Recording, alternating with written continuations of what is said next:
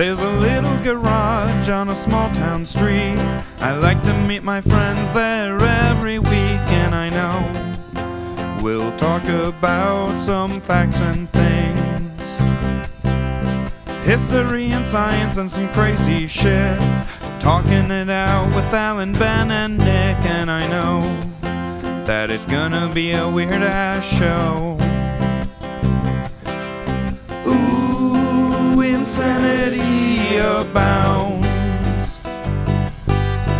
Ooh, the world is spinning round. Now we're gonna break it down. All right, I got my beer. I'm ready to go. You guys ready? Ooh, there's an idea for a shirt. Lumberjack Fighting Academy. That's good.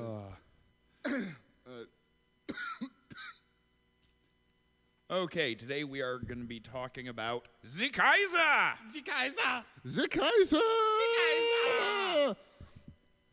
Specifically, Kaiser Wilhelm II of Imperial Germany, who was the leader during World War I. I love his roles. Run Kaiser. Were Kaiser rolls actually because of one of the Kaisers?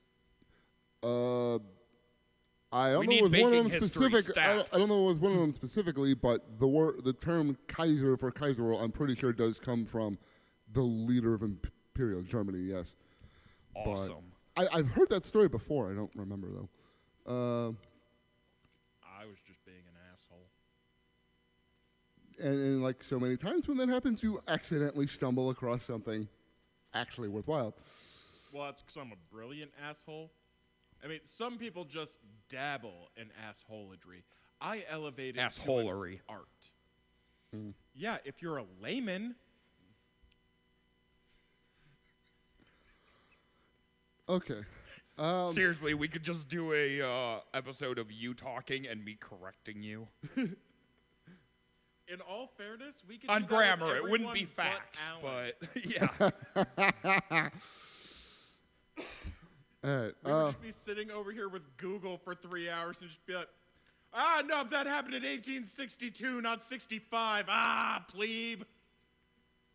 True, internet does make actual conversing about facts and things like that. I mean, different. Anytime I've ranted, it's all, you can fact check it.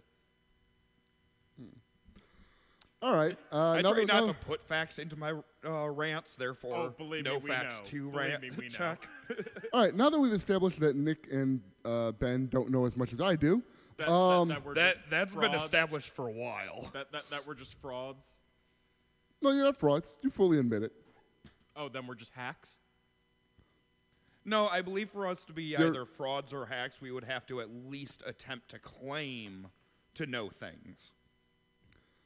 Which I don't think either of us when you're really completely do. and bluntly honest about it just makes you entertaining. Hence this podcast. You know, there's an overriding thing I've noticed throughout history of any time, like, someone is just a royal bastard or a beloved entertainer.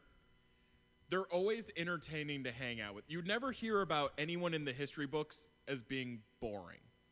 It never happens. Even the people where they talk about, like, they did boring shit. No. They did such a volume of boring shit, it was interesting. That's why we all liked them. Well, and that's how you get into the history Einstein books. If went you're boring, dancing. you're not in the Do you history. think that's interesting? No, it's not. Yeah, I mean, if you're boring and you don't do anything worth note, you don't get into a history book. That's kind of defeats the purpose of a history book. What history is.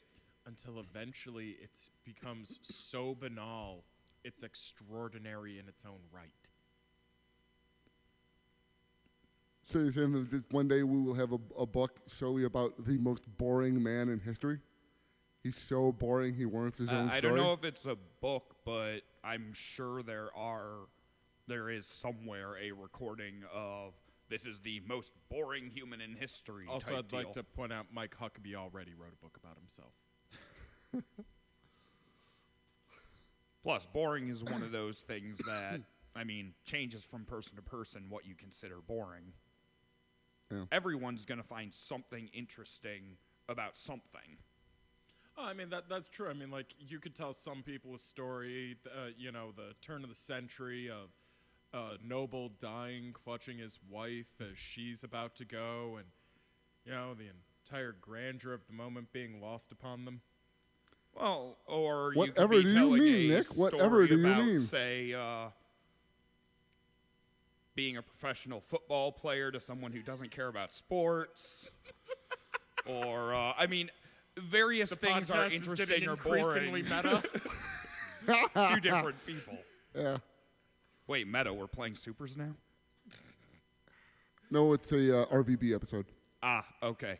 Anyways, yeah, we're getting a little off topic here. Back to the Kaiser! Are the Prussians reds or blues? Aren't they both? There is such a thing as Prussian blue. That is actually a color, official color. Well, Prussian that answers blue. that. That answers that. Isn't that also the name of a cat? Prussian blue? Of a breed of cat? Yeah, I have think no so. idea. Maybe No I'm idea. thinking Russian blue. The only cat breed I actually know is Scottish Roll. Huh. Yeah. I know a few of them, but I mean, they're I don't they're remember cats. right now. It's not like they're a good animal like a dog or something. Yeah, mostly the only cat that I can pick out for sure is the Siamese. If they were Because they're any pretty bigger, identifiable. they'd eat us. They were any bigger, they would hunt us. Yeah. I'm trying to That's what remember cats do. what the statistic was, but it's a depressingly short amount of time after you die before your Oh, cat the cat will start eat your eating body, you. Dogs, Yeah. dogs, it takes days. Cats, it is hours. And with the dog, you can almost kind of like, see it as like the dog's confused and it's going to spend some time trying to wake you. And as it continues to lick you over time, it's going to be, he does taste pretty good. But the cat starts with your face and barely waits for you to go cold. So you know what? No, fuck cats. Exactly. Also, just look at how many wild Don't species trust of anything that birds poops they've in a killed. box. Don't trust anything that poops in a box. Okay. The toilet's kind of a box. It's not box-shaped, but... It's not a box. It's a toilet. It's a round porcelain bowl with water in it. You've As never opposed to used a- a porta-san? I will argue that a No. porta-john is in fact a box, and I will also argue that those that take a disproportionate number of their movements in a porta-john have a disproportionate number of poor life choices under their belt. I think I that checks out. guess. I remember going to, hockey games and stuff, and there being porta-sans all over the place, and, And every hockey game I ever went to, there was a actual flushing toilet somewhere on the premises for Oh, those well, yes. wily enough to approach. yes, you are correct. Yeah, it was mostly in the smoking sections, which I suppose backs up your poor life choice option. I'm just saying, pooping in boxes is not conducive to a happy and healthy life. That's all I'm saying. Fair enough. I don't know how we got here from Wilhelm, but... Largely the fact that you and I know nothing and are stalling. Apparently. Okay.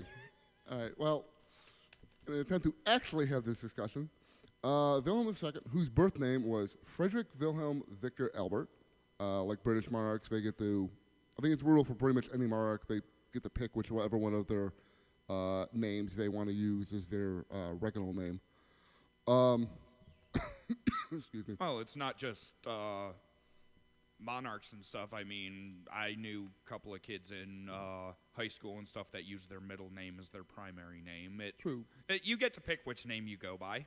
Yeah, well, it's a more formal thing for Yeah. monarchs, obviously. But anyways, he was born on January 27th, 1859, in Berlin, in one of the royal palaces, to his father, who was would-be Frederick III. At the time, his grandfather, Wilhelm I, was still King of Prussia. King Wilhelm I, you said. Yes, Wilhelm I. I'm pretty sure this is the gentleman I was discussing who had a battalion of giants. No, that was Frederick Wilhelm I. At least that's what you said. These names are Wilhelm confusing, Frederick. Alan. Well, they Everyone's are- either a Frederick, a Wilhelm, or something Or similar. a Wilhelm Frederick or a Frederick Wilhelm. Pretty much, Something yeah. vaguely German. The Prussians did not What, go did they far. only have 2 names? They were a very poor nation at the start. They couldn't afford more names, you see.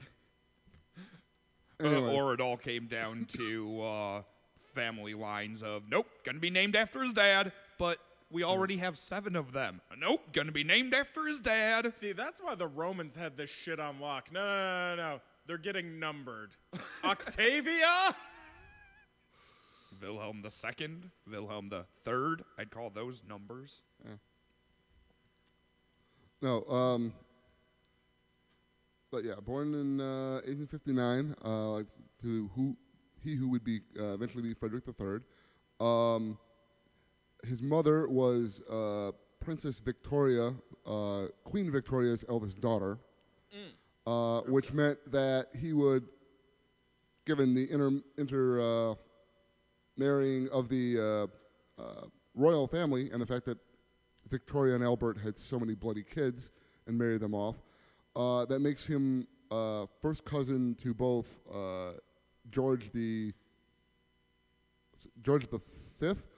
of the UK and Kaiser Nicholas the II, 2 of the men this country will end up at war with in World War I, amongst others.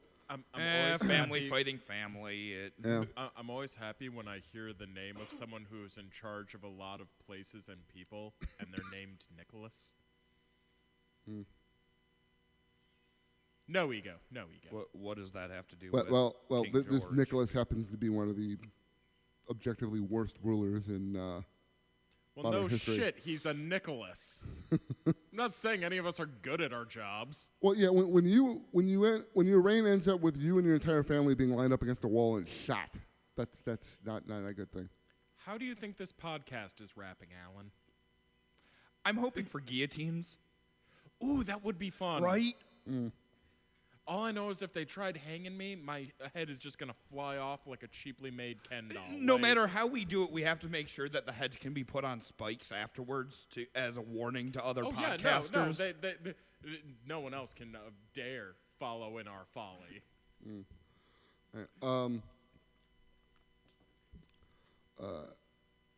The royal house he was part of was called the House of Hohenzollern. One more time. Hohenzollern? Hohenzollern. Hohenzollern. Yes. Hohenzollern. H-O-H-E. Zollern. Spelled Yeah. spelled Hohenzollern. Hohenzollern. Yeah, sounds like Hohenzollern. Yeah. So all those syllables, let me guess, it translates to something like stupidly short? I don't think it translates to anything at all. It's a proper name. Oh, that's disappointing. No. Family name from way, way, way, way, way, way, Which way, way, way, was way actually one back. of the newer royal families in Europe. In a lot of ways, both the Prussian royal family and Imperial Germany, being a relatively new nation by the time we get to World War I, only founded in 1871, mirror Wilhelm a lot in his own personality. They were both basically overgrown teenagers who saw themselves as overly needing to prove themselves.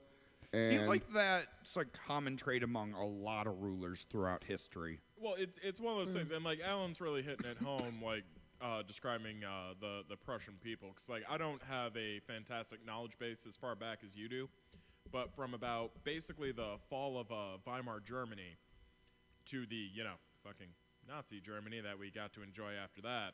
those are the same event. One preceded the next. I'm saying Weimar Germany, then Nazi. Oh, you said the fall of Weimar Germany too. Well, I'm so. including that as still being technically part of Weimar. The con's not Semantics, over till semantics. they chase you out. But like just Germany as we even understand it today is an insanely young country. Like people talk about America being a young nation. No, Yeah. we're like midlife crisis with a bald patch. Germany is big dick swinging college senior over there. No. Well, yeah, like I said, 1871. Yeah. The German states unified in 1871.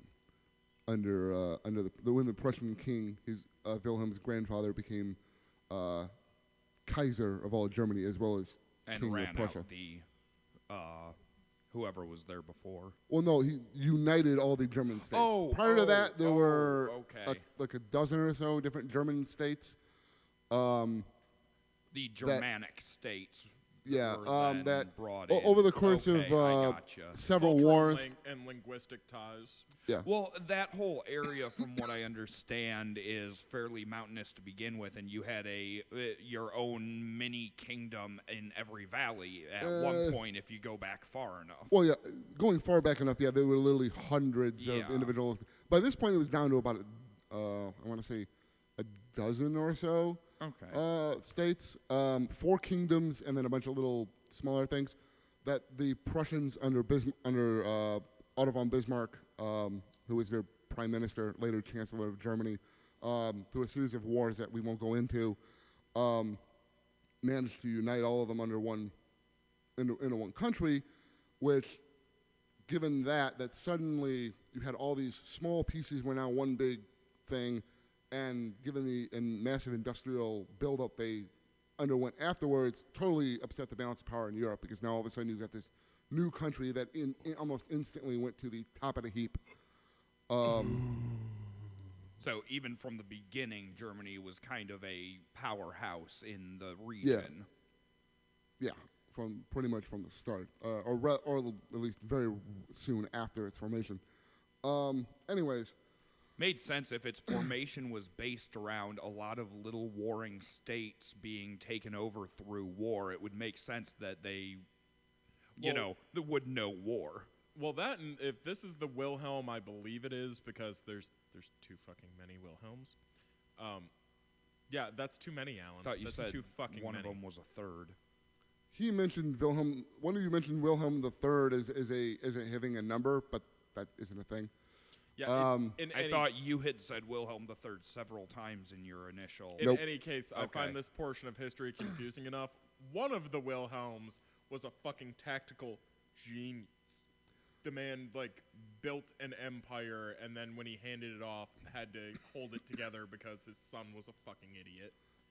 Not so much. The tactical genius would be Bismarck. Or if you're talking about specifically military tactics, it'd be Moltke the Elder. Although Frederick III, the Kaiser Wilhelm's father, That's the when third I was hearing. yeah, Frederick III, Wilhelm's father, when he was still crown prince during a lot of those, and was an army commander during all those wars, was a very excellent army commander. I mean, he wasn't, freaking Clausewitz, but Yeah, he was no Hannibal. He made a name for himself. Hannibal As Lecter? as an army commander. No. Hannibal who crossed the Alps with torches and goats. No, but actually, Wilhelm would look up to his father early on. Slaughtering goats joke in there. Yeah, No. well, Greeks. Anyways, looked up to his father early on. because of his military record, that eventually faded once he kind of grew up and started to realize his father was largely dominated or influenced, I guess if you want to use a nicer word, by his mother, who basically turned him into a liberal to the point where he was seriously advocating turning Germany into a constitutional monarchy on the British model once he got into power. I was going to say, this is the Which- mother who was the daughter of the... Queen Victoria. Yeah, okay. So yeah, eventually he kind of fell out with his father. He always had mommy issues, which translated A lot over of to how those he looked at monarchs do. yeah, and which translated directly over to how he saw Britain. He saw Britain like he saw his mother. There was this weird love-hate thing going on, where he would admire the British, but simultaneously resent and be jealous of them. Yeah, Yeah, but makes sense. when he was born, issues started right off the bat. When he was born, he was a breech birth, and there was some difficulties that happened that led to something I believe was called the form of palsy.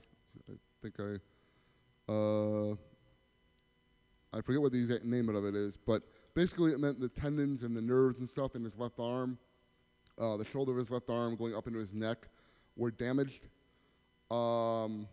which they weren't able to, back in those days, weren't able to notice or fully fix right away. Have you ever noticed that's another weird trait of historically notable leaders of men? What? The genetic Stalin issues. had a fucked up arm. Gaddafi had a fucked up arm. Bin Laden had a fucked up arm. Like, I didn't know either of those last two. Yeah, oh yeah, no, did I. like a ton of people that end up, leading nations or military forces at some point in their life. A ton of them have a fucked up arm. Yeah. No, Erb's palsy, that's what it's called, Erb's palsy.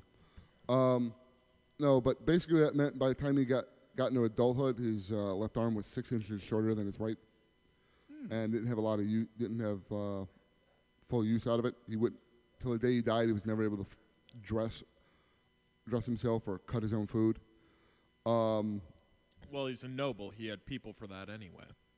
Well, I mean, being a noble also didn't help because as a heir to the Prussian throne, which is the pinnacle of military warlordism as far as imagery, the fact that he was disfigured and early on was unable to ride a horse was just an unthinkable, horrible thing that he, as a child, was very well aware that people around him, including his own mother to a degree, Saw him as less. well, saw it as a bad thing that he was less than what his mother loved him, and she expressed that largely as guilt on her part, that she was felt guilt for providing At that time, it would have an been the heir that mental wasn't idea up to of it snuff. was her fault that he wasn't perfect. Yeah. and she was still a teenager when he was born, so it wasn't. 'Cause that A was younger also really girl, and common she, back then. trying This to raises the keep this to question, herself was hard. Why didn't they just try again? I mean, not. Well, not they to did. put He had a the number of. point on it. I think he had like 6 or 7 different siblings, but. But he was the oldest, so yeah, he got that's how the that throne. works. You don't just skip That's how around like monarchies that. like that work. Civil wars start like that when well, you start no, along that. You just make sure that the second oldest son knows that you hold the pillow over the face until movement stops, and then for an additional few moments. Yeah, again, civil wars start that way and bring down empires. That's Wars instead- have started that way. Yes. That's quite a lot of history. No, but he went through a number of treatments as a kid to try and correct this, which, of course, given the state of medical tech and knowledge back then, weren't exactly We're effective. going to shove mercury suppositories in you. Bring in the leeches. No, actually, they and I believe I mentioned this to you, Nick, one time. They would strap freshly killed hares to his arm Yes, Yeah. you told us about this. for the warmth to try and warm Yeah. them and apply electroshock treatment. Well, That- if a rabbit's foot is lucky, then the whole For damn the thing record, must that be medical practice held on way longer than you think it did. The hair thing? Yeah. Oh yeah. We're gonna strap a rabbit to your arm. It'll make you better. Let me put it to you this way. There are Americans that joined the Third Reich that started their medical career using shit like that. No, but I got some stories to tell you about a man who believed in the endless potential of goat testicles, but Thank we're not God here to modern discuss medicine that has today. gotten no, better. as part of the damage, because it went up into his neck early on, it prevented him from walking correctly or even being able to hold his head all the way up for an extended period of time. So eventually they ended up having to put him in these braces that would basically force his muscles to stretch to the It limit. would hold his head up. Yeah, for him. we would stretch his muscles and tendons to the limit to try and, which was extremely painful. Eventually, they had to just do surgery and actually sever tendons in his neck in order to get his head to go all the way up and alter the Which would have the made facial what's left of problems his arm he had. completely useless. And then when he, I think when he was like 7 or 8, they started having him try to ride a horse. And for like 2 weeks, basically just all day, every day, they would have him get up on the horse, fall down, get up, fall down, to the point where he's just constantly crying. And See, that's just shocking to me because a small yeah. child falling off a horse One bad fall, and that's a broken neck. Yeah. And No. it doesn't seem like he had a lot of neck to spare. In that Right, already with the neck Yeah. issues. In that case, it worked though. He actually, by the time he was an adult, he ended up being a pretty accomplished writer. Which Well, one yeah, he's when always your proud only choice is to keep falling down or learn what the fuck you're doing, you're gonna learn what the fuck you're doing. of. Yeah. When Ride or die. Yeah, yeah, exactly. you take the insecurities he developed over the issues with his arm and having to deal with all this, and combine this with the fact that no one gave the kid praise for anything ever, largely because the man he had is a tutor, with someone who believed that praise was bad for the soul, so that you shouldn't say nice things to anybody ever if they there's the accomplish church. something. As someone who was raised in a Catholic family, I assure you, if it feels good, it's sinful and you need to be ashamed. Yeah. So this basically gave him a giant inferiority complex. As you should have. So also it's never been confirmed, but based on the evidence they have, they feel it's likely that he may have suffered some brain damage during the birth due to oxygen deprivation, which would have Just out contributed of curiosity, to. what are the odds that the brain damage occurred later from repeated falls off a horse? I'm just saying, concussions add up. That's all I'm saying. I'm not a physician. I don't know that. And we but know a whole lot more about minor concussions now than they ever did before. And it's been proven that things like football and other sports that cause numerous small concussions actually turn out to be more dangerous for you in the long run and My cause more favorite damage. concussion advice comes from fucking hockey players. Oh, you got your bell rung? Oh, get out there. They can't ring it twice. I fucking love hockey. No, but Well, we do come from Hockey Town. yeah. After his early years being tutored by the one guy who had no use for praise whatsoever, excuse me, he went to, I guess, is their equivalent of high school. It was during his teenage years, called the Frederick's Gymnasium or something like that. Fred's Gymnasium? It's basically Frederick's Gymnasium, only with pronounced in German. I don't know. In the city of Kassel. Think of it like a much more orderly YMCA. Yeah, and then after that, when he turned, I think it was 18, he spent 4 terms at the University of Bonn studying law and politics. And I believe when he was 21, his grandfather started giving him more. No, when he was 21, he entered the army, a guards unit in the army as a lieutenant. I'm assuming everyone had to. Well, I highly a doubt that lot it would have of been those- full compulsory service. I doubt it would be like, the Israeli model where, no, everybody Everyone serves. does at least a year or two.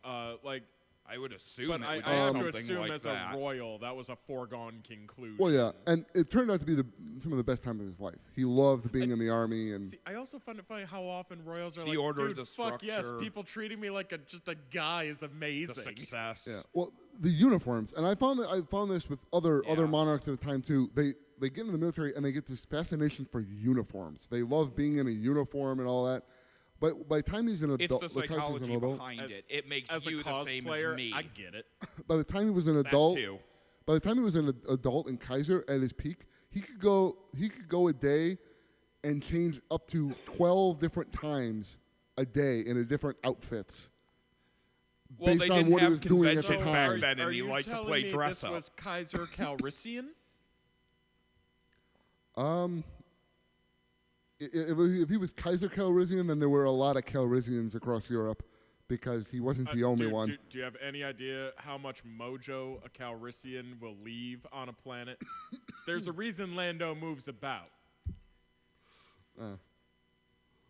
But He was a cosplayer before conventions happened.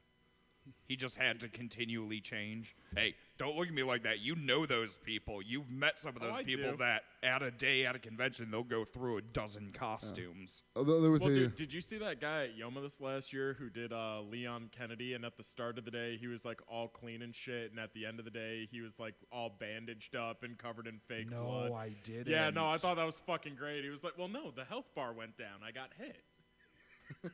That's awesome. no, but so after he served some time in the army,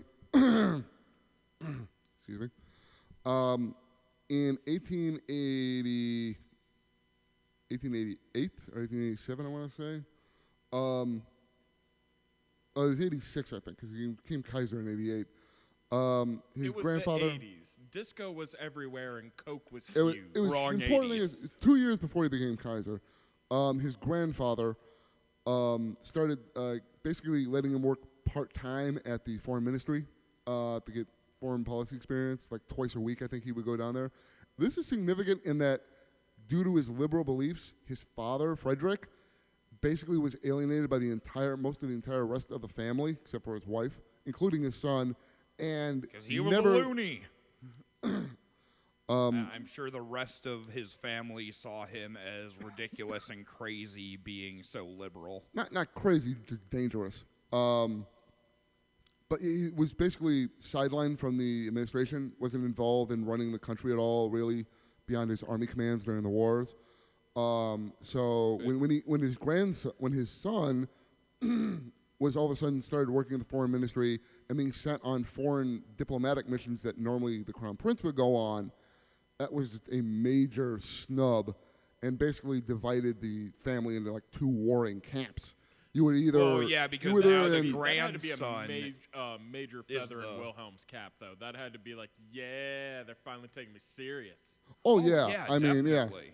yeah, it was because he Like, loved his I'm grandfather. just hearing the story of one man's empowerment, really. I mean, this is Yeah, uplifting. realistically, it sounds like Grandpa looked at his son and went, you know what? Your son is more like the son I wanted. Well, he was basically a prop, if you're going to look at it that way, where Bismarck, the German chancellor, Prussian minister-president, we'll just call him chancellor for sake of simplicity, he was the real power behind the throne. Wilhelm I was a fairly weak-minded guy, never wanted to be Kaiser of all Germany in the first place, had to be talked into it. He had a good advisor. Bismarck ran Germany. When he came up with the German Constitution for the whole empire, it was basically designed to work with Bismarck. Once Bismarck left the scene, the German government would always have problems all the way to the end because it was designed to have one strong-willed individual at the center, and they never found anybody like Otto von Bismarck again. Well, Few ever have. Well, I mean, but, they found a guy. they found several guys. Time made a man of the year. Oh, that guy. Yeah. Well, that's Yeah, the rest of us had a real problem with him. yeah. He's talking about Hitler. Oh. I was trying to avoid God Really? winning, but It's still a Godwin, Wait, even if you don't he, use his he name. was made Time Man of the Year? Yep. on 2 occasions. 36, wasn't it? I'm not sure which years it was. My 'Cause mind goes to my 34, but to my understanding, he got put in twice. Once, like as an actual reformer when he first took office and was like fixing like problems on the ground in Germany, and then one later on when it was very clear that he's building a war machine. yeah, I know it was twice. I forget what years it was, but he did get named I Times want Man to of the say Year twice. 36 was the one where it was like, everyone needs to pay attention to this guy like now. I always assumed the Time Person of the Year was supposed to be somebody that was doing good. No, Nope. no. Several times it's been used to draw attention to global crisis. It's based on power and influence. Who's the most influential person of our times, for good or for bad? Okay. Yeah. But I might have to actually start paying attention to time now. yeah, no. But It's a little after 9 o'clock. but A.M.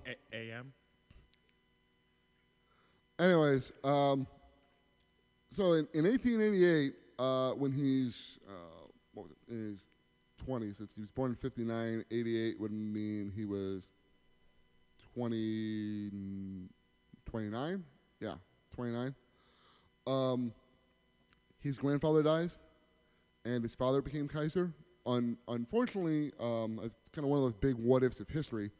His father, when his grandfather died, was already suffering from throat cancer and only lived for like a month or two. So already not really a fit leader, so it just passed from grandpa He to was basically grandson. bedridden for the most of the couple of months he was Kaiser. I'm sorry and to then- bring an aside like this, but something that always fucking perplexes me because we've known about cancer in various forms for hundreds of years. It's not a new thing.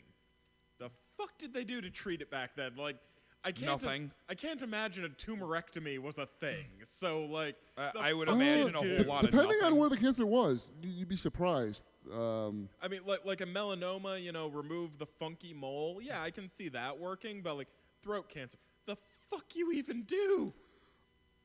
I forget exactly how they treated it. I mean, there were I assume mercury's involved somewhere in the process. well, not at this point. By the point we're talking about, that has Iodine. been dispelled as a thing, I think. But God, For all the radiation treatments. God. What are you talking about? At this point in time, radioactive water was still invigorating. Also, pretty sure it hadn't been discovered yet. At this point, Because, it was, radioactivity was a thing. Curie and Yeah, I the was gonna dude she was renting lab space from, weren't they Yeah. the ones who proved radioactivity? Yeah, they're the one. That was around this time. I don't know specifically what year, but turn of the wanna say- century. I want to say that was 1890s in France, wasn't it? It was in France. I think it might be 1890s, which would be just Sounds after this. right. Yeah. Anyways. So his father So yeah, lives about 3 Dad months. didn't stay Kaiser long. Yeah, lives for a couple of months. He dies. Wilhelm becomes Kaiser. And then everything goes to shit. Basically, yes. Although in slow motion at first. At first, he keeps Bismarck on as chancellor because he looked up to Bismarck. Well, didn't Bismarck stay on until Bismarck died? No, eventually Wilhelm gets rid of him. Oh, okay. In 90. Hold on. Difference of opinions between them? Yeah, eventually, their opinions on a lot of issues start to Well, deviate. also to my understanding too, didn't at a certain point Wilhelm realize what Bismarck had done when he set up how the government was basically structured to more or less orbit him, and he was like, you're dangerous, you're done. Yeah, it was 2 years later, 1890. Basically, I mean, it was a matter of Bismarck wanted to, use the Kaiser to, like he used his grandfather, and Wilhelm II is very much a very aggressive individual. Unfortunately, he's the kind of person who demands to be in charge and have the decision, but is too lazy to do the work and too just not mentally capable of He's a Trump. actually pulling it off. I was thinking of the comparison, but I didn't want Just, to. Yeah. just get it out of your system. It's like me Oh, and yeah, Godwin. so Just many- get- Okay. Dude, So many comparisons. So many comparisons. what do you But- think the law for any time a discussion devolves into Trumpian politics is going to be? We have Godwin's law for when it goes to Nazis. What is the literary term going to be post-Trump era? I suppose it'll I don't know. depend Depend on on who- who the most prolific Depends on whoever comes with it. commenter. Comes up with it. Because I believe Godwin is actually like the screen name of the individual who made that famous or whatever. Yeah. Or yeah, something. it'll be who. To my understanding, be that's whatever- the name of a European author who wrote a contemporary Oh, yeah. philosophy text in the 1960s. Yeah, but bottom line is it's the name of the guy who came up Yeah, with I mean, the concept. Yeah. Yeah, I could be wrong, but I'm almost positive that that's actually to a contemporary philosopher. Yeah. But yeah. Well, I suppose if whoever we're going comes to up with it. continually relate things to Trump, we could coin one, but I don't think we have enough pull in the zeitgeist. Yeah. at least not at this point. No, but oddly enough, the big thing, other than the power dynamic was one part of it, where the Kaiser constantly wanted to be more directly involved in the government.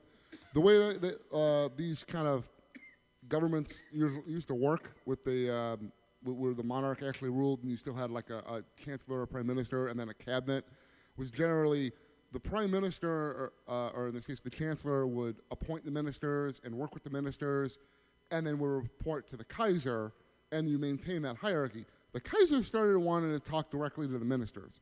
He started cutting out the middleman a lot, which Bismarck did not like. The thing that ultimately killed the relationship was a bill that was being discussed in the Reichstag, the German parliament, That's just a great word. I love Reichstag. German words. Had I known this was going to be today's topic, I would have had a different conversation with my dad at dinner the other night, because my father actually took German for 4 years in high school and 4 or 6 years in college. 15 syllables to say pen. Right. It is just absolutely awesome listening to him say something simple in German. Because even the most simple, friendly things, when you translate it into German, sound angry. Oh, dude, it's like Russian, because cussing is part of the formal structure of the language. Like, you watch a movie and, like, you'll see a little kid talking to its mother in Russian, and it's like, give me some fucking milk. What? Because that's how their language is That's built. just yeah. No, that's syntax. That kid's just got a good vocabulary. That's all that is. No, but And a lot of German words on their own are funny. Luftwaffen.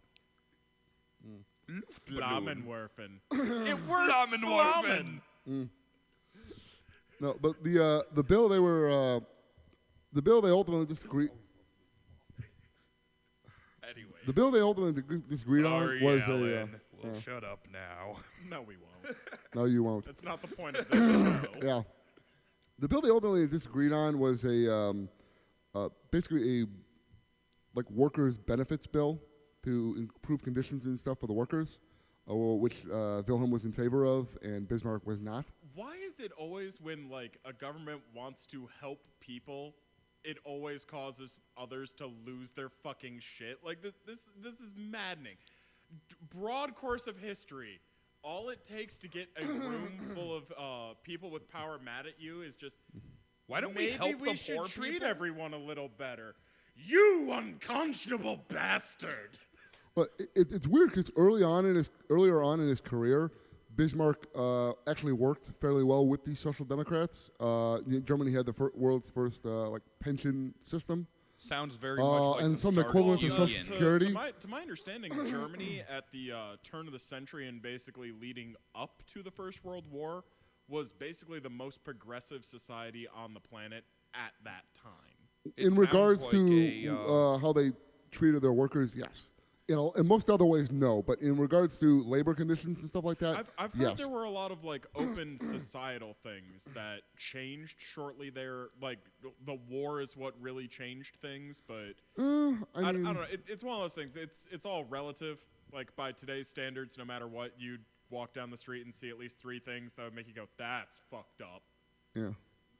Am I correct in thinking the way you're describing the workers' rights and stuff, this sounds a lot like the way modern unions are set up? Well, they did have unions It's at that not point. dissimilar. But the bill specifically was more on, I forget the exact terms of it, but it was more on like benefits and stuff. I want to say is what the specific bill was about. Sounds like what our unions fight for. But anyways, Not dissimilar, but different right. system. yeah. Anyways, the Kaiser starts going around Bismarck, advocating for this thing, and eventually he goes over to, and Bismarck goes in the other direction, trying to, kill the bill. And eventually the Kaiser goes to visit him at his house in East Prussia, and they have a bit of a fight, and it ends up with Bismarck resigning. Were there fisticuffs? Or are we Bismarck talking was just an raised old-ass voice? man at this point, Oh yeah, wasn't he? Bismarck was pretty Arguing. freaking old. Okay. He was gray Yeah, by I this mean, point. my money, my Less money's of a on the fight, more of cripple. an argument. Yeah. Anyways, Gotcha. so that ends that. The biggest Just thing, gotta keep Bismarck to his left so he can get him at him with the good arm. That's all. the The left was the gimp arm. No, the right was the gimp. Right was the gimp The arm. the year Okay, after gotcha. this, 1891. Yeah, he got married to Princess Augusta Victoria of Schleswig-Holstein. Wait, where? Schleswig-Holstein. Schleswig-Holstein. Yeah, a region that is now what is now the northern to pronounce? northern Germany, southern Denmark. But Okay. anyways, Gotta love names from that region of the world. one is still part of Germany. The other is part of Denmark now. I forget which one's which. Anyways, they get married. They have I think 7 kids. I think they had one daughter. The youngest kid was a daughter who was also Victoria. A lot of Victorias in his family. You know, Family I really, name. I really Yeah. can't complain. I've always thought that's a really pretty girl's name. Yeah, who was definitely Daddy's favorite. Her brothers would say that she was the only one that their father really showed serious emotional investment in. Well, yeah, the boys have to be made tough for the cruel and indifferent world they face. That was the way he was raised. She needs to be shown love so that she knows the proper emotion to show her husband and obedience one day. No.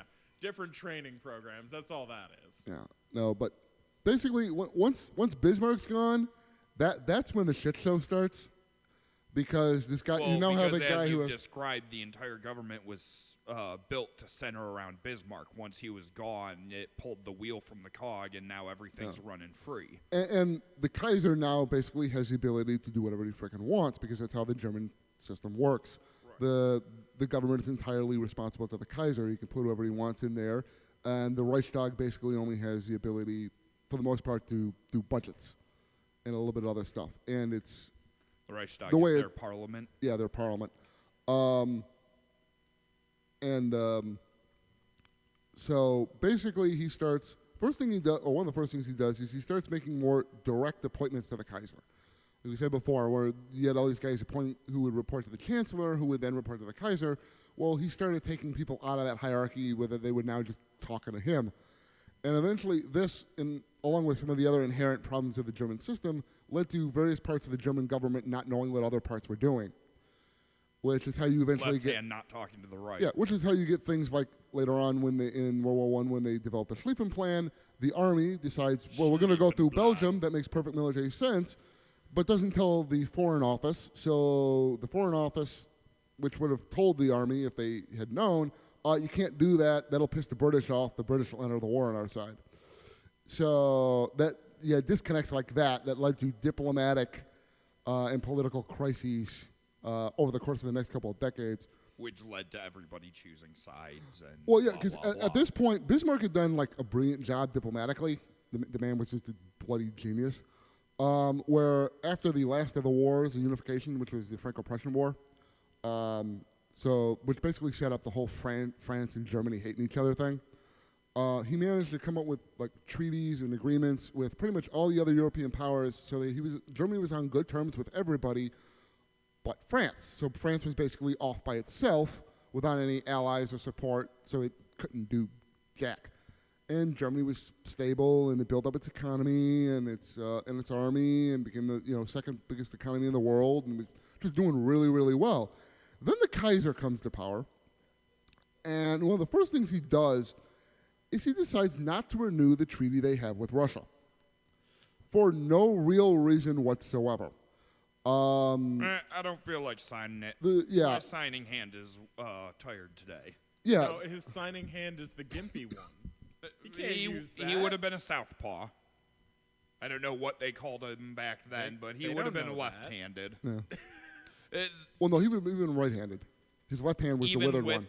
the right arm being No, the left one. The left one was the Oh. damaged Oh, one. yeah. I was wrong. I was going I'm to an say when idiot. he was Why are you gesturing listening to me? earlier, I'm an he was idiot. doing it all on the left side. Why are you listening Yeah. to me? I'm an idiot. Okay. Anyways, basically, once the Russians see that the Germans aren't going to renew this treaty, they realize, all right, well, I guess that means the Germans are, we can't rely on them for security, so we got to find somebody else. So they go to the one country that's off by itself, desperately looking for allies, the French. So Germany goes from just having France as a problem to now all of a sudden it has France as a problem on one side of it and giant freaking Russia is a problem on the other side. And thus begins the I'm thinking 1880s. This would have been the old We're USSR. in 1890. Imperial, 1890s. Imperial Imperial Russia. Russia. Imperial USSR Russia. is later. The Okay. Tsars. Okay, is this USSR before? is fair deal later, to be honest. This Yeah. is before they've broken up their European states Yeah, this into is- their own. This yeah. is when they push all the way over up to. They Germany. control most of what Right. is now Poland, along with the Baltic states and Well, Finland. let's see. Stalin should be what, in like middle school by now? He should still be in the church school. He's a kid. Yeah. He's a kid. He's about, because I think he's about the same age as Hitler, and So Hitler was born in like the late 80s. So I know Stalin's mother enrolled him in a program where eventually he would have been a priest by the end of, I forget the name for it.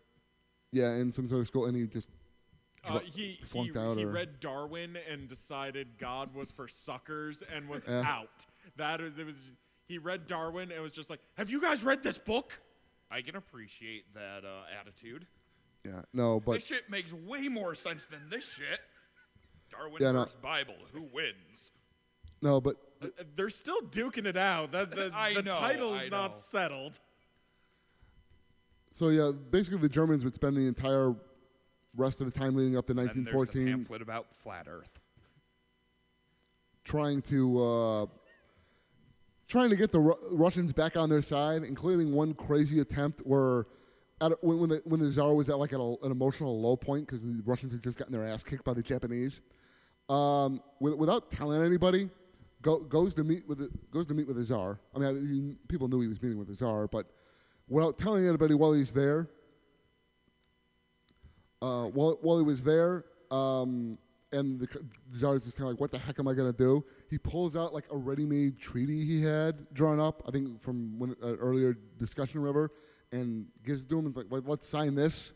This is going to answer your problems. And the Tsar's like, all right. And they sign it, and then they take it back to their respective countries. The Germans government is all like, sweet, this is great. This makes Russia our allies.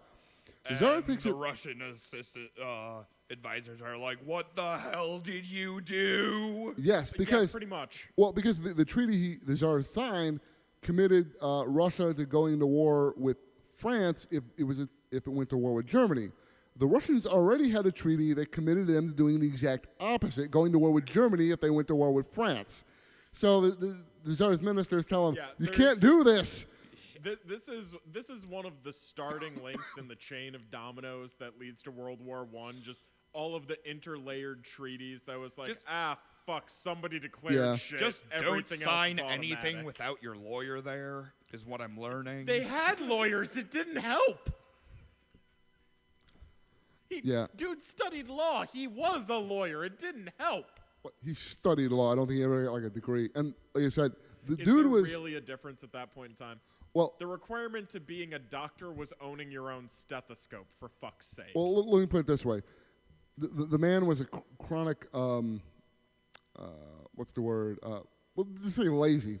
Procrastinator. That was not the phrase. Wasn't the phrase I was looking for. But basically, anything like if he received certain like documents or whatever to go over that were too long, he'd basically just kind of give up and put them to the side and not care. It's like I don't have the energy to read this. Procrastination. I'll put it off till later. Procrastination implies he actually gets around to doing it again. But in Not most cases, I don't think necessarily. he You can basically either procrastinate delegated it or indefinitely. just kind of ignored it or whatever. With a lot of stuff. But like I said, at the same time, refused to let anybody else make the decisions because he's the Kaiser, damn it. So shit just didn't get done because he wouldn't do it and he wouldn't let anybody else do it. How very Trumpian. Yeah. The other big one. So that was basically how he ended up getting the Russians, in the enemy camp, or the start of it, anyways. The other big one was Well, it how he sounds dealt like with they were Britain. already kind of in the enemy camp, and just fucking around with their czar and the treaty just pissed them off more. Well, Germany and Russia had decent relations. It was prior to that. It was simply a matter of basically what it came down to ultimately in the end was Germany had to either be allies with Austria-Hungary or Russia who were competing over shit in the Balkans, and they picked Austria at the end of the day. So Hungary and Austria are still one country. Okay, gotcha. But yeah, so that starts that. I'm That trying starts to the whole remember, do process. places like Romania exist at this point, or is that all part of the Russian Empire? Those are starting to come into existence out Okay. of land, starting to break away from the Ottoman Turks. Okay, right. That was part of the Ottoman Empire. Yeah. This is about the time that Istanbul became that Constantinople became Istanbul. Yes. I mean, even old Istanbul, New York was once Constantinople. New Amsterdam. Istanbul, Constantinople. Now you can't go back to But fun song. actually, he became the first. Well, I don't think the first European monarch to visit. He wasn't the first European monarch to visit the Ottoman Empire, but he set a record. He went there 3 times while he was there, or Kaiser, excuse me. And like after the first visit, suddenly it went so well that he basically decided, I am now friends with all Muslims. I am the protector of the Muslim world, kind of thing. That was the attitude he picked up from it. This is the last time you saw a white guy make that proclamation. So yeah, then that was basically the start of the German-Ottoman relationship. And if you've ever heard of the Berlin to Baghdad Railway, it was a major project they undertook to basically build a railway all the way from Berlin Baghdad. through Austria down through the Ottoman Balkans through Constantinople, and then all the way down through Iraq into Baghdad to the Gulf. That's I've actually never heard of this. That's actually Yeah. a pretty brilliant idea because They never finished it. They made serious home of progress oil on it, but and they never stuff, finished it. and that was about the time period where we started getting interested. Well, no, that was a little They started finding the oil right after the little bit war, later. but yeah, Well, I that's can right. That was a little bit see them later. very quickly running into problems with the trains simply because globally trains did not run on uniform stock. yeah, I mean, and that would have been one of the benefits of this. It would have been one railway with uniform thing going all the way. That turned out to be a big issue when Germany and Russia went to war. Was different well, trains railway were rail cold. line How signs. much time and energy did the Germans devote to ripping up German or Russian railroad tracks? They're like, no, ours are slightly more narrow. Yeah. Yeah, I remember that was a major issue with them was their my rail first thought cars was, were different so sizes. your plan was change the track, not the trucks on your cars. Apparently, that's easier. Moving the track is actually easier. Apparently. I just find that to me that seems like the weirdest, most ass backwards engineering solution, but. Well, I mean, in a long-term thing, yeah, you're probably right. But this is in like we are literally moving the armies right now. We need this done as quickly as possible. True, and part of It was a Germany's, faster solution. And during World War II, part of Germany's success with the rails was the mass production of a coal-fed steamer engine. Like that, I could get into a whole thing just on German fucking trains. They went balls out on that. Yeah. No, but yeah. So yeah, he made buddy with the Ottoman Empire, which not bad, but not great. They're called the sick man of Europe for a reason. They over the course of basically the 1870s, 80s, and 90s, they lost almost all of the territory they controlled in Europe, which was substantial, pretty much the entire Balkan Peninsula, down to just that little nub around Istanbul that they have now. Well, and a lot of that area has always been kind of less advanced than the rest of the world. Yeah. Well, that's largely part of the reason why they didn't get their independence until right at the end. And after that, they all start fighting each other because, ethnic rivalries. Hey, we're free to murder.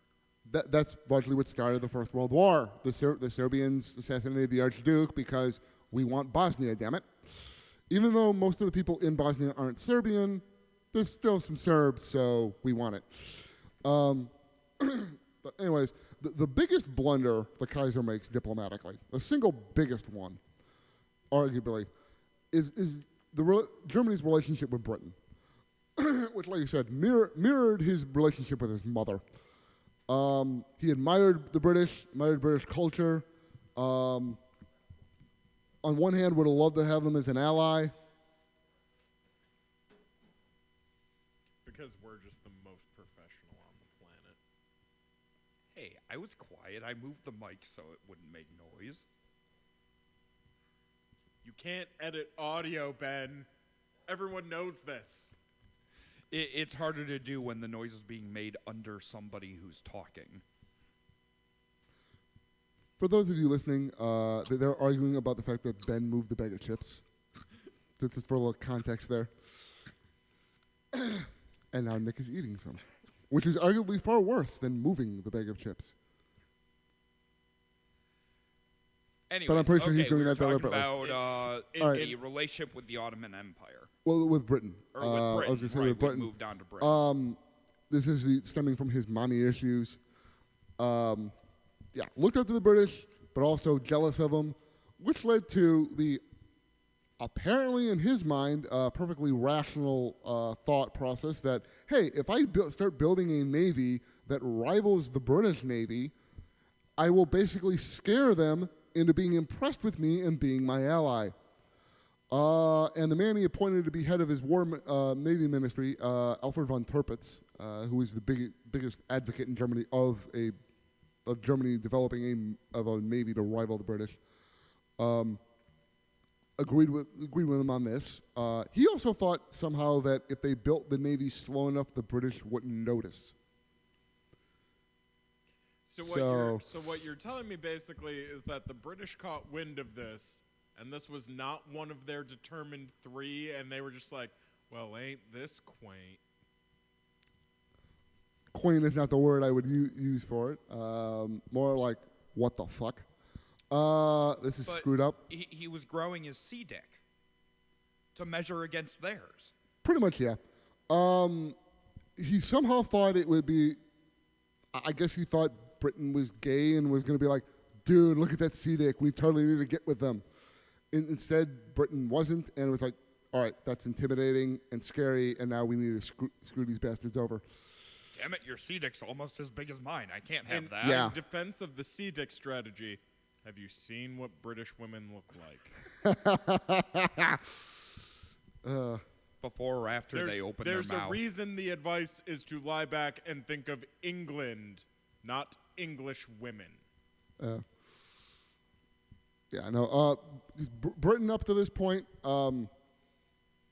two things on the British at this point. The British up to this point had a position of basically, we're top dogs, so we're just going to basically be neutral and not be friends with anybody until somebody starts to, like go all Napoleon and try to like conquer the world, and you're then allowed to we'll when beat you're the the crap top out of them. dog.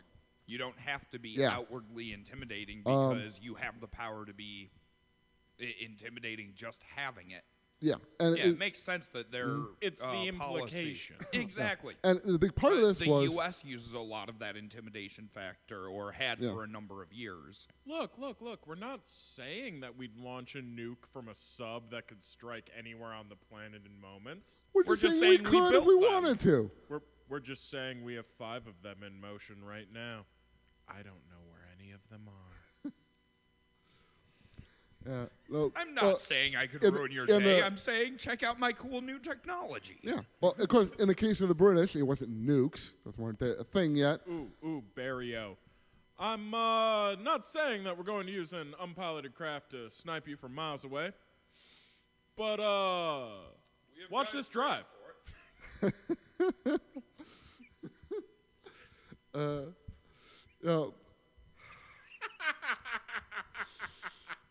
But for the British, rather than nukes, it was the fact that they had a standing policy that their navy needed to be bigger than the next 2 navies combined. And they held this. That kind of sounds like current U.S. military strategy regarding Well, hardware. the biggest reason they could do this was because their army was tiny. By the time we get to early 20th century, Britain was the only major power that did not have a conscripted army.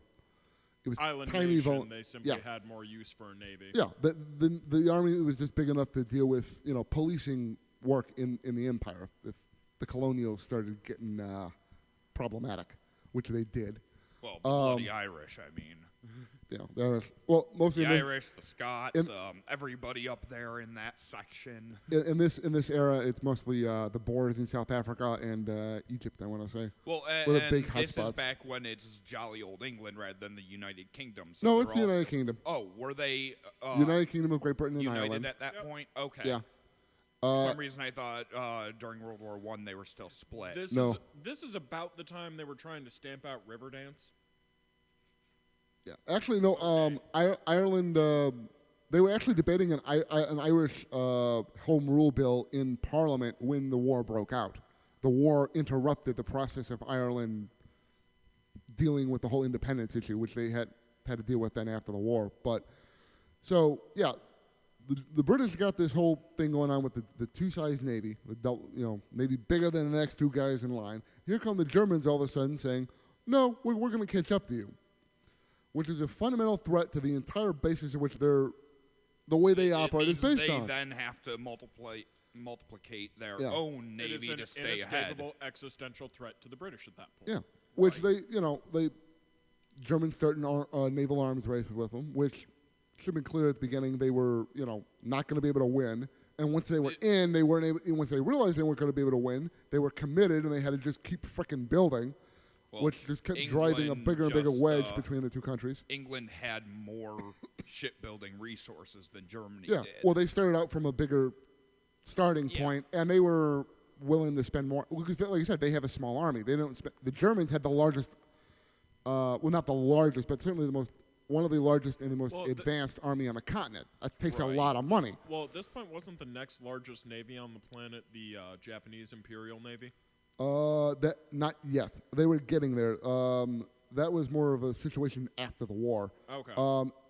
The three largest navies at the start of the war were Britain, Germany, and I want to say the French Navy. Spain. By this time, Spain's not even a great power anymore. By this point. Really? Yeah, they got their asses handed to them by Napoleon, and that was right. That's right. They spent the entire 1800s basically having civil wars and revolutions and shit. That's right. I forgot about that whole bit. Yeah. But no, I think it's the French Navy is number 3 after that, behind the British and the German Navy. Well, I know leading up to the ours was tiny at that 1700s, point. it was Britain, France, and Spain because those were the three closest to the ocean. Yeah, so they built like crazy. Yeah, that got altered after the Napoleonic Wars. But Hey, the U.S. Navy may have been tiny at that point, but we had successfully deployed the only 2 heavy armored vessels in existence at that time. well, I'm talking about They closer to were this time period. riverboats. It was still tiny. I know, and both of them were sunk at this time period. Yeah, both of them were going. Yeah, but no, but I believe And I ours don't was. believe either of them were ever sailed in open ocean. They were. Yes, they were. That's Were what they? sunk one of them. Yeah, the Monitor went the down in a story storm. I remember is about a battle taking place on the Mississippi. But No, the Chesapeake Bay. okay, that one. The right. Battle of the Ironclads was in the Chesapeake, but Okay. a place called Hampton Roads, I want to say. Anyways, yeah, no, the American Navy at this time was smaller than Chile's. I think we were like number 20 or something like that. You don't think of Chile as having a navy. That's not a statement that's uttered in the modern age. Yeah, well, that's just a sign The of how Chilean Navy. What? the Chileans had a couple of dreadnoughts. We didn't. Dreadnought battleships. We Yeah, it's a didn't. matter That's how of size. That's how far behind we were. However, after the war, though, it was, as you were saying, the lineup was now Britain, America, and Japan, which set the stage for the situation in the Second World War. But, anyways, so that basically, in doing those two things, with the Russians and especially the British, they basically managed to alienate the largest land power and the largest naval power on the continent. They scared the British. The way to look at it is they scared the British so bad. The two countries that the British ended up allied, Russia and France, were prior to Germany building a navy, its 2 biggest enemies. Yeah, no, to this day, I'm fairly certain there's a genetic predisposition for the English to hate the French.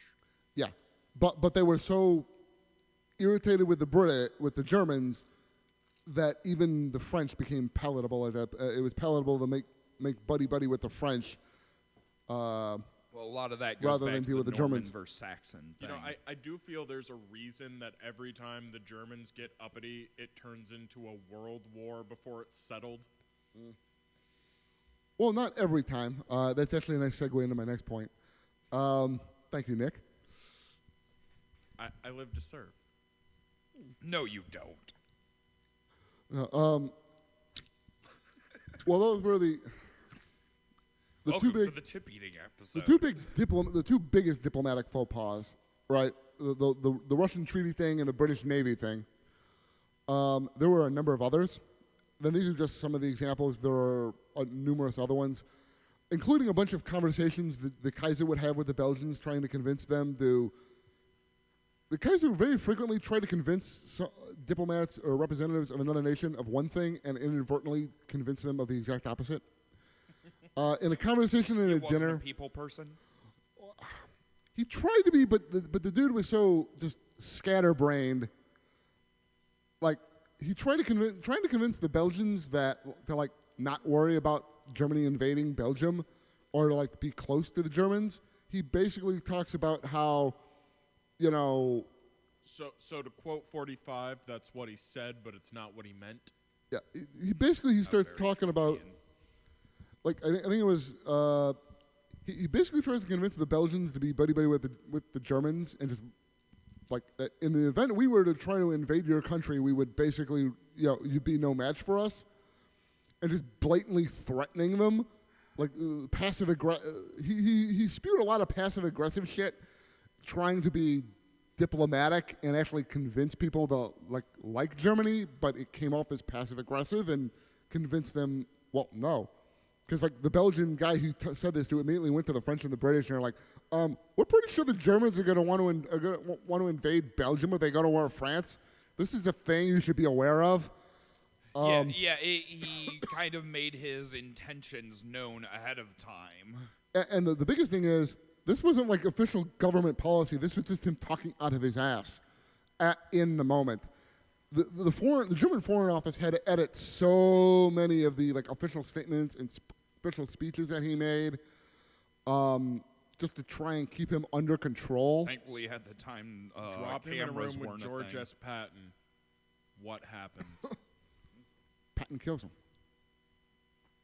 Well, yeah, I mean, he's a kraut, but that's like, Patton would just get fed up with his bullshit and kill him for that too, probably.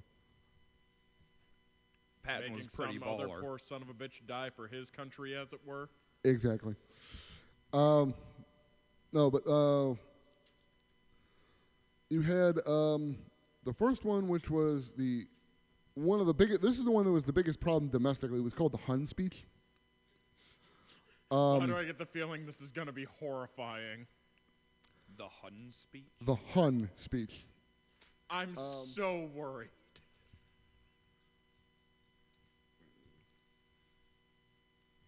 This was in All I'm hearing is 1900. Parallels. This is up there if someone was like, yeah, did you ever hear Mussolini's WAP speech? I'm worried. Basically, he gave a speech. This wasn't the big one. This isn't the one I'm thinking of. That was the other one. He gave a speech that was pretty. It was his normal bellicose, kind of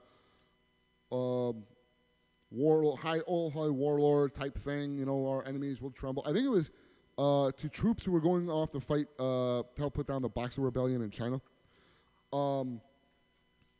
The Foreign Office, before it was published, had to edit out remove like the one paragraph in there, which either through the paragraph leaking or he said there's something similar later on, which is where the whole Germans as Huns thing eventually got picked up by their enemies.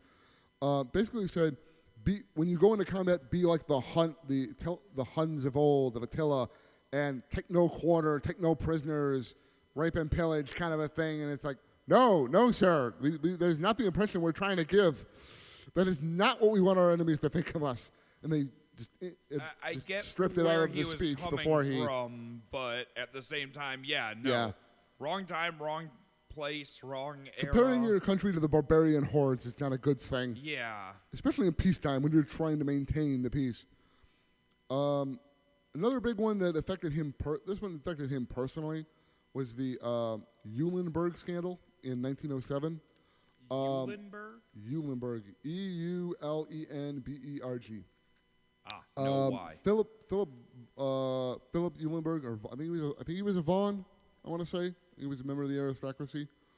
He was a prince. Yeah.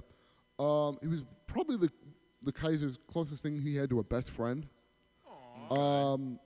Well, everybody has a best friend. In 1907, it was part of his inner circle, and due to other people just not liking his politics, which was why they had good reason because he had a lot of the same politics as the Kaiser. But I believe this has been proven. I've seen at least one source that doubts whether this was true or not, but every other source I've said is that this was actually true when they didn't make this up, that Eulenberg was a homosexual, which, of course, in that day and age, and for someone in his high position, meant his life was over, his career if it ever came was out, over. Yeah. Oh, yeah, no. For some reason, everyone's genital preference was everyone else's business back then. Yeah, so, yeah, he had to dismiss Eulenberg from the position he was in, and it was just kind of like he had no idea at all. His beard failed. And basically, he went through one like the worst periods of depression in that of his life over that. Kind of kicked the wind out of him for a while. He had a lot of bouts of either depression or hysterics. He had to be talked out of abdicating on several occasions, just out of going nuts. Was he bipolar? I was gonna say manic depressive, but either or. Well, that's what they say. Some sort of brain damage, probably with the birth thing. He had something going on. Well, to be fair, those aren't. I don't think they know. They're mental disorders. There's a difference between those two. Well, that's why I say they think he had brain damage, so it might have had something more to do with that. Maybe he had those other disorders. I don't know. I'm not a psychologist. I haven't seen anybody try to strictly diagnose him. If there is somebody out there, I didn't see it. I'm sure people have within the site mostly it's just people using the psychotic communities, but that's the wrong no, word. I assure you, the psychotic community is quite obsessed with the mental state of dead Germans. The psychological community. Yeah, no, mostly it's just people using fairly colorful language to describe him. Like one like batch of them is like he was restless, hasty, suffered from depressions and hysterics, no work ethic. And what was the other one?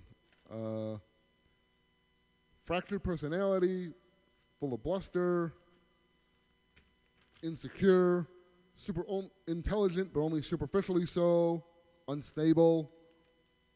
That's basically the diagnosis. Super intelligent but only superficially so? Not super intelligent. He was intelligent. He was an intelligent guy. He wasn't an idiot. But superficially, he wasn't a very deep thinker. Like, you could explain like math or the mechanics of military tactics or artillery spotting and things like that. Hard sciences, but try to get the guy to like understand other people, be reflective. He sucked at that. He would be like that Batman Superman meme where bats and soups are laying out in the field looking at the stars, and Clark is like, makes you think, doesn't it? About what? About, if there's anything out there. And Batman just turns to Clark. You're from space. Oh, yeah. He just forgets he's an alien for every now and again. Yeah, because he's an American, and we welcome people if they're white. Ah, okay. I'll take a look at that. All right, so yeah, it makes sense. I'll have to take a look at that. But no, yeah. Then another problem he was only partially responsible for, largely because his ministers. He initially was actually against doing this, and his ministers kind of pushed him into it. Was the Moroccan crisis of 1905. It was the first one. There were 2 of them. The second one, I believe, was caused by the French. At this time, Morocco is technically an independent country, but the French are slowly getting their paws into it because of his internal problems. The Sultan can't keep control, opportunity for the French to come in and take control. But the Germans have business business interests in there as well. And so they send the Kaiser down into the port of Tangiers on his yacht for a visit, which is in and of itself provocative. The Kaiser didn't want to do it for that reason, but eventually he agrees to it. He goes there, lands in the port. He's welcomed. They give him this nice white horse that he starts riding around on, and eventually he gives a speech where he starts talking about supporting the Sultan and supporting the Sultan in his independence and maintaining the independence of his country, which is a direct jab at the French, because the French are very much trying to undo said independence. Right. Yeah. And this basically starts a giant diplomatic thing that came vaguely close to starting a war right then and there. And there were a number, pretty much any time the man gave a speech, it resulted in something like that. But by 1914, there were a lot of officials in a lot of countries. I know I've seen it said certain British officials who basically believed the dude was mentally unstable, which was true. But it was enough that they knew the dude was a little off his rocker, and they were worried about Germany for that reason more as much as anything else. That the guy leading it was just kind of going out there. The longer he went along, the more out there he got. Especially since when he was younger, when he was a kid, he was actually fairly soft-spoken. But as he got more confident, he very loud, bellicose. As a kid, what he thought you've described him. Like. You've described a lot of his teaching as a kid as sit down, shut up, don't feel anything good. It's a sin. Yeah, no. The fact that he was soft-spoken as a kid is actually pretty indicative of his upbringing and to be expected. Once he actually became in charge and people started praising him for what he was doing, of course he went out. He went crazy. He's the kind of guy who didn't suffer people who didn't suck up to him. Yeah, no, exactly. After a certain point, no one could say no to him. Right. And that sense of inflation and growth of the ego. Where no one said yes. Yeah. Yeah, it makes perfect sense the way his psychology went from being a soft-spoken, shy, reserved child to being this outspoken, boisterous, lying. I mean, shit, what would happen to any of us? Well, if not $6 necessarily million lying, landed but in our laps? Shit would be a lot different the next day. Yeah. I mean, even as a kid, he still had a temper, and he would act out, but things his like normal temper never change. Yeah, his normal demeanor though was always more quiet. It came from, I believe, from the army. When he was in the army, and he would start to kind of like Star-Lord in Avengers when he meets Thor, and he just starts puffing up his chest and trying to mimic his voice. He's got a slice of what a Prussian officer should sound like. So he always tried to mimic that in the way he talked, kind of loud, There commanding. was some level of looking up to that and trying to mimic himself. Well, that's what he was that. expected to be, Yeah. the all-high warlord. That's, right. It's been said for a very long time of Prussia, the Kingdom of Prussia, which was the central part of Germany, that Prussia was an army with a nation attached to it. That's how it was looked at. That's how it looked at itself. The army was everything. The army was the center of society. It makes a lot of sense than the way he acted. Yeah. The one of the biggest scandals he had, and this one more so for what it did to people's view of him in his own country, less outside, was what was called the Daily Telegraph affair. This was in 1908. This sounds like a tabloid. Well, the Daily Telegraph is a newspaper, British newspaper. Right. This sounds not like a tabloid. Not a tabloid. It's not a tabloid. But they're talking about an affair. It's not that kind of affair. Is the werewolf in London on the cover or not? No, that was Queen Victoria, who was the mother of his mother's... His grandmother. His grandmother. Yeah, thank you. The mother of his mother. Deep cut Who reference. Yeah. Respect. All right. where the whole thing comes from. Respect. I mean, not Doctor Who, but Well, like I don't watch where Doctor Who, everything so just over my head there. the whole legend about Queen Victoria II being a werewolf. There was no Victoria II. Or, There was just not one. The first. Just one. It was Queen Victoria was supposedly a werewolf, and it travels down the line of the British royalty. Well, that sounds. that That's sounds a like whole the- different. You know what that subject we'll sounds get like? She's into when also we the get point where into- sickle cell anemia enters the British royal family's genetic tree. Well, no, I was going to say that it sounds like them I don't know what you call it making fun of, but referencing the hemophilia thing. yeah. Yes, That's that's she gave the hemophilia to. That's why that's why the what czar. we're talking about. Yeah, it's all related to that. There and was that's also a rumor at the side time that conversation. Victoria was a beast of the night, and that this was a thing. This was an actual There's thing, also- but there's I can see that's that. a different conversation. There's also Yeah. a medium to good episode of Doctor Who about it. Anyways, the Daily Telegraph affair, which is neither a tabloid nor a romantic interlude.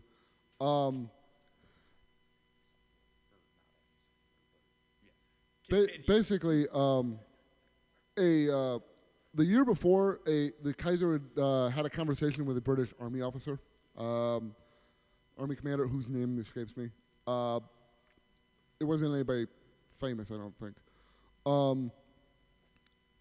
Talking about, well, he was basically just trying to, as with so often, talk about why Germany and Britain should be closer, was why he was having the conversation.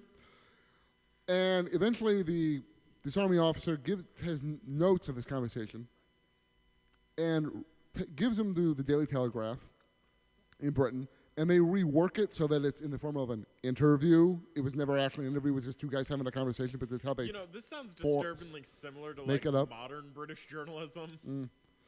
But yeah. So and then they publish this, and it's not pretty. It's really not. He basically manages to do it. He offends not only the British but like 3 other countries. I made sure I wrote this Please down. tell me Belgium's just in the mix. Like, we made you waffles, man. The interesting thing about this one is, before it was published, it was sent to the Kaiser for his approval. Is it okay if we publish this as is? The Kaiser, I think if he read it, he presumably didn't care. For the first time, like ever, he does the smart thing and actually sends it to his chancellor at the time, von Bello, for his approval. It's like, do you think this is okay? Makes the smart decision and says it to the chancellor for approval. The chancellor then, because he was busy or whatever, doesn't bother to read it and passes it on to the foreign ministry, who in turn, for whatever reason, doesn't do anything with it and just says, yeah, go ahead. So it gets published, and You would have thought just one overly polite German would have been like, und Hans? Yes. Is this really the message we want to send the world? no, but Yes. just all It is the Kaiser's words. Do you doubt the Kaiser? yeah. No, I think Do you doubt the Kaiser? actually von Bello, I think later on actually claimed that the real reason he did it was just because he didn't want to he didn't want to contradict the Kaiser, which is bullshit because German chancellors spent their entire careers doing that, but simply for See, I find the sanity of the just by country. being an asshole, I have stumbled upon the answer that was given. Yeah, that's like the third thing you've come up with today that was inadvertently correct when you were just trying to be funny. Yeah, just because I'm a dick. Yeah. I feel this speaks. That's called pure, undiluted awesome.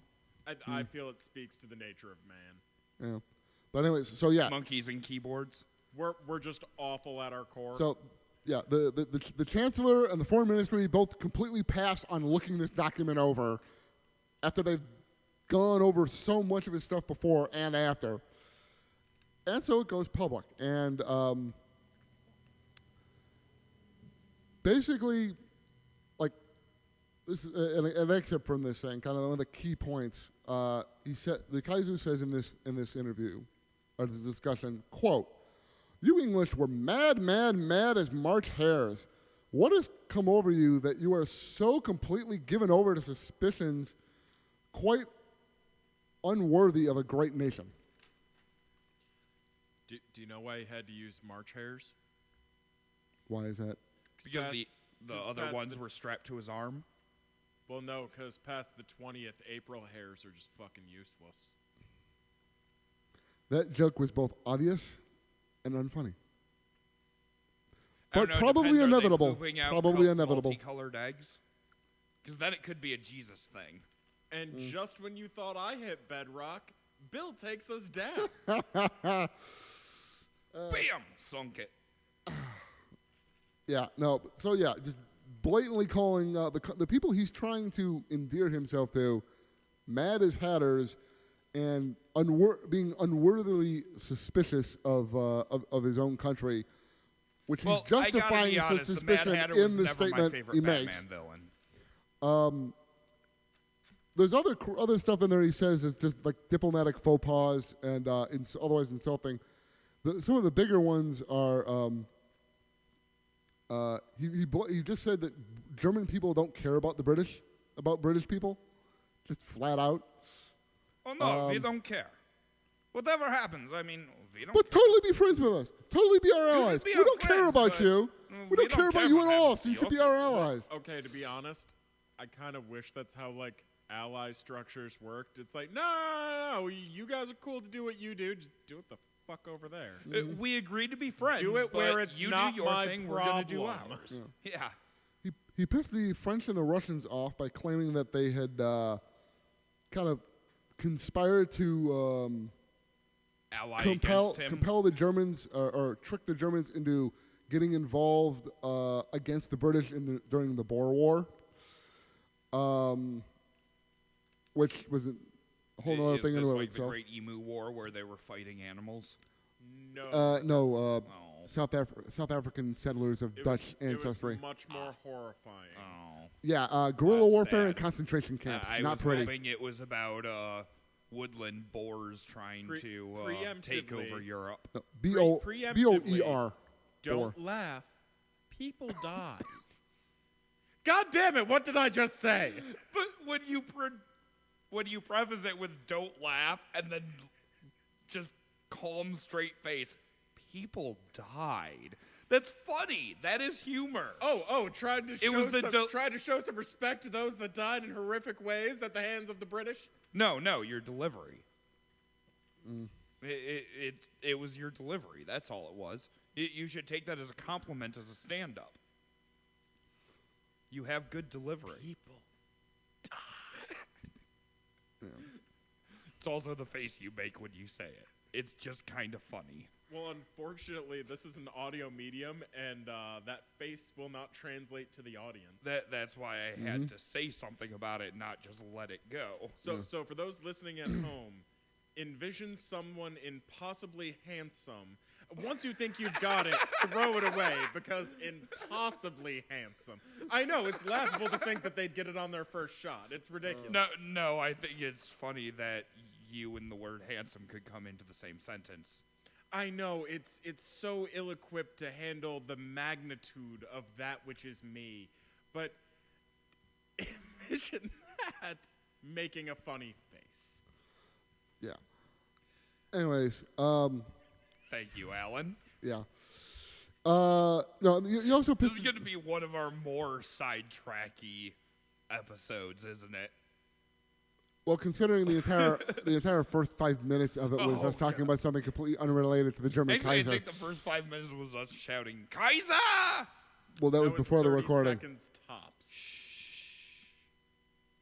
But I mean, anyways, we can loop it and layer it for 5 minutes. Right, that. anyways, and to top it all off, he to try and appease the British, he says, "Oh, our naval buildup isn't directed at you; it's directed at the Japanese," which of course pissed off the Japanese. I was going to So- say, there's quite a lot of land mass that you have to go around before you can threaten Germany from Japan or vice versa. The Germans did have colonies in the Pacific at this time, so Did they? rolling thing. Okay. Also, though, the Japanese were British allies by this point, so you went from you try to avoid insulting the British by insulting their ally. So Not not a smart. good. And this That's overseas, right. Japan was one of those that flipped sides between wars. yeah. This is about the time Japan was undergoing a massive industrialization, especially of their military. This is Well, when they thanks were to buying, their alliance with Britain. This is when they were buying cheap American arms and using British officers to train their military. Mostly the Navy. They used Prussians for the army we hadn't mostly. gotten to California at that Yeah, point. and yet. their Constitution. Their Constitution was based off the Prussian one.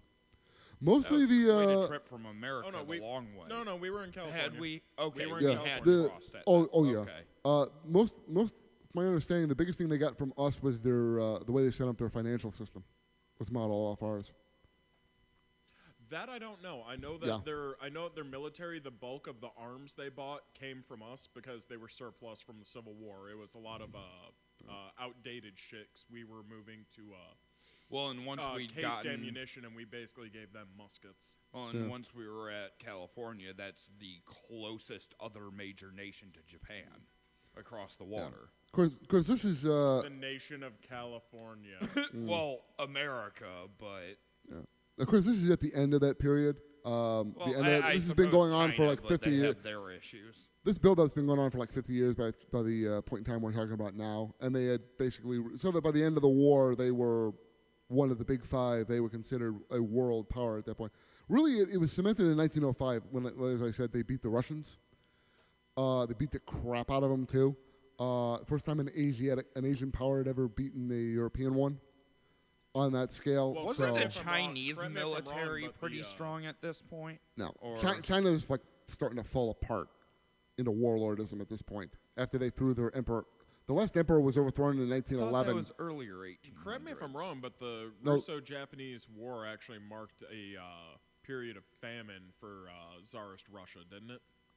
I mean, Not I know famine there's specifically. several. Yeah, the biggest thing was it sparked revolution in Turnips, 1905. that's the solution. The revolution in 1905, which forced the Tsar to create the Duma, the Russian parliament. It had even less power than the Reichstag did in Germany, but it was a thing. Yeah. And It was something. yeah, although he dismissed it on and off, tried to weaken it the minute things calmed Okay, down. let's But be honest. The Russians have never quite figured out democratic government. yeah, no.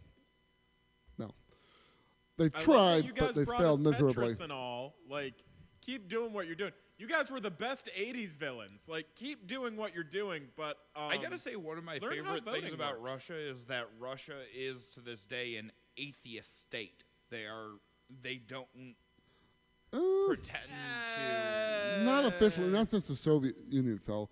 Really? Especially not, No. especially not since Putin took power. He's Yeah. really brought a No, has he? return to fundamentals to Russian Yeah, society. it's part of the whole nationalism thing. Okay, Yeah. I guess I take back my compliment, Yeah, Russia. Sorry. I was Superior trying. Russian morals is something you'll hear bandied about.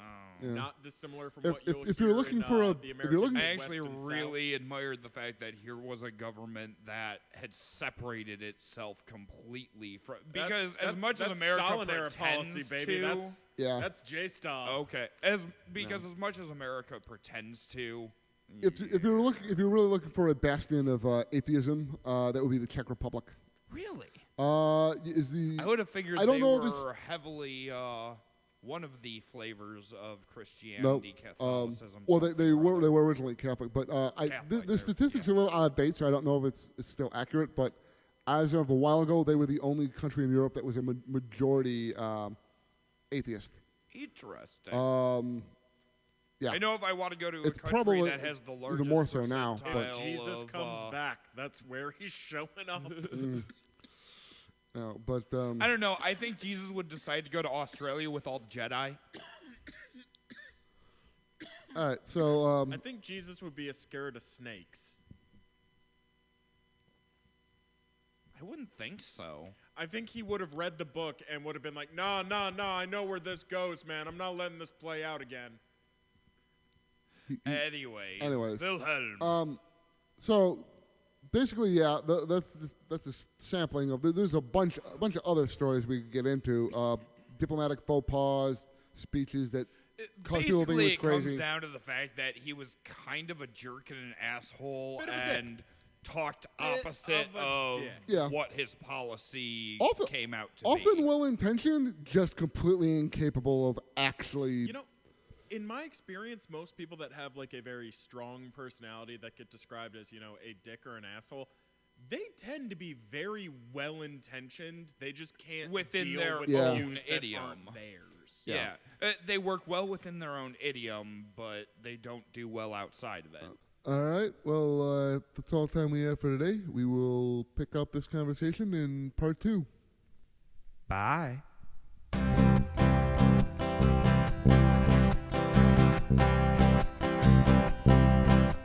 Next time on Informed and Confused. Oh shit! He Yeah. declared us a republic. We're gonna kill them or kill ourselves or kill everybody involved. You just make sure that the second oldest son knows that, you hold the pillow over the face until movement stops.